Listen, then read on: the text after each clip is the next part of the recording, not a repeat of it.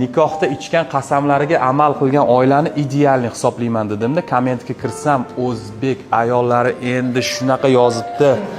Bormikan shunaqa erkak dedi. Keyin mana shu bolaga videoga oldim. Zalimmi 85% erkagi zalda pishirilgan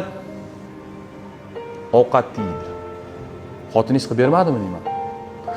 Xotinini himoya qiladi mujikda. Endi charchiydi-da endi. Ha, xotiningiz vazirlikda ishlaydimi deyman. Yo'q, uyda deydi. Charchab qolganda deydi. Mujikda yashiradi, g'ururi sizlarda uni, ori sizlar. Mayli qo'yavering.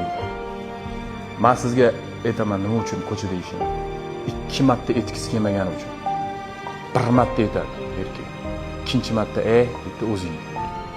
Keyin o'ylab qolaman. Vrodi nikohda nima deb qasam ichgan deylar.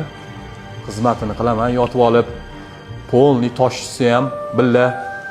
Ha? Qiyinchilik kelsa ham billa. Nahotki ertalab turib, vaqtli turib qiyinchilik kelmagan.